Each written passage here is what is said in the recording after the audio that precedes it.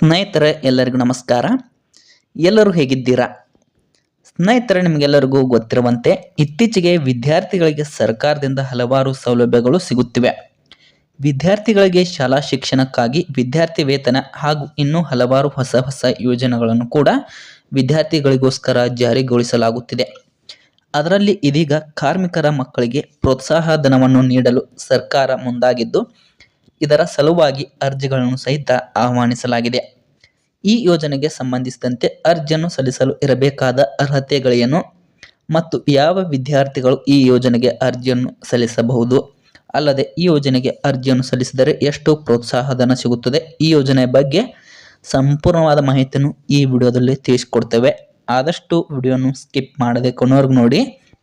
ಹಾಗೂ ಇಂಥ ಹೊಸ ಮಾಹಿತಿಗಳನ್ನು ತಿಳಿದುಕೊಳ್ಳಲು ದಯವಿಟ್ಟು ಪ್ರಶಾಂತ್ ಮೀಡಿಯಾ ಕರ್ನಾಟಕ ಯೂಟ್ಯೂಬ್ ಚಾನಲನ್ನು ಸಬ್ಸ್ಕ್ರೈಬ್ ಮಾಡಿಕೊಂಡು ಸಪೋರ್ಟ್ ಮಾಡಿ. ಇದರಿಂದ ನಾವು ಹಾಕುವ ಹೊಸ ಅಪ್ಡೇಟ್ಗಳು ನಿಮಗೆ ನೋಟಿಫಿಕೇಶನ್ ಮೂಲಕ ಬಂದು ಬೇಗನೆ ತಲುಪ್ತವೆ.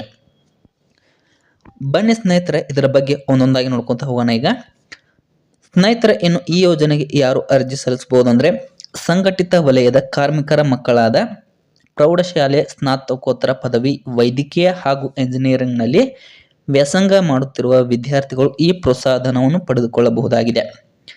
ಸ್ನೇಹಿತರೆ, ಈ ಪ್ರೋತ್ಸಾಹಧನವನ್ನು ಪಡೆದುಕೊಳ್ಳಬೇಕೆನ್ನುವ ವಿದ್ಯಾರ್ಥಿಗಳು ಸಾಮಾನ್ಯ ವರ್ಗದವರು ಹಿಂದಿನ ವರ್ಷದಲ್ಲಿ 50% ಅಂಕ ಪಡೆದು ಪಾಸ್ ಆಗಿರಬೇಕಾಗುತ್ತದೆ.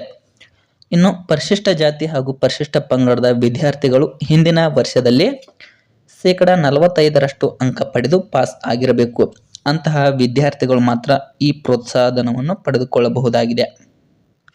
ಸ್ನೇಹಿತರೆ, ಇನ್ನು ಕಾರ್ಮಿಕರ ಮಾಸಿಕ ಆದಾಯ 35,000 ರೂಪಾಯಿ ಮೀರಿರಬಾರದು ಅಂತಾನು ಹೇಳಿದ್ದಾರೆ. ಅಂತಹ ಕಾರ್ಮಿಕರ ಮಕ್ಕಳು ಮಾತ್ರ ಈ ಯೋಜನೆಯ ಲಾಭವನ್ನು ಪಡೆದುಕೊಳ್ಳಬಹುದಾಗಿದೆ.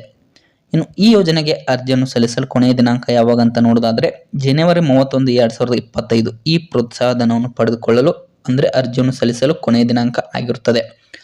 ಅಷ್ಟರೊಳಗಾಗಿ ಅರ್ಹ ಮತ್ತು ಆಸಕ್ತಿ ಹೊಂದಿದ ಅಭ್ಯರ್ಥಿಗಳು ಈ ಯೋಜನೆಗೆ ಅರ್ಜಿಯನ್ನು ಸಲ್ಲಿಸಿ ಈ ಪ್ರೋತ್ಸಾಹಧನವನ್ನು ಕೂಡ ಪಡೆದುಕೊಳ್ಳಬಹುದಾಗಿದೆ.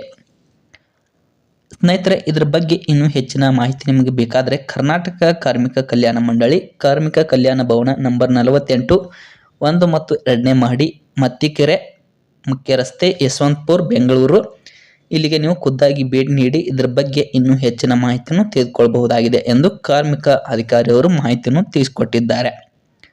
ಸ್ನೇಹಿತರೆ, ಈ ಮಾಹಿತಿಯು ನಿಮಗೆ ಇಷ್ಟವಾಗಿದ್ದರೆ ಈ ವಿಡಿಯೋಗೊಂದು ಲೈಕ್ ಮಾಡಿ. ಇಂತಹ ಮತ್ತಷ್ಟು ಮಾಹಿತಿಗಳಿಗಾಗಿ ದಯವಿಟ್ಟು ಪ್ರಶಾಂತ್ ಮೀಡಿಯಾ ಕರ್ನಾಟಕ ಯೂಟ್ಯೂಬ್ ಚಾನಲನ್ನು ಸಬ್ಸ್ಕ್ರೈಬ್ ಮಾಡಿಕೊಂಡು ಸಪೋರ್ಟ್ ಮಾಡಿ, ಲೈಕ್ ಮಾಡಿ, ಕಮೆಂಟ್ ಮಾಡಿ, ಹಾಗೆ ಶೇರ್ ಮಾಡಿ. ಮತ್ತೆ ಮುಂದಿನ ವಿಡಿಯೋದಲ್ಲಿ ಸಿಗೋಣ.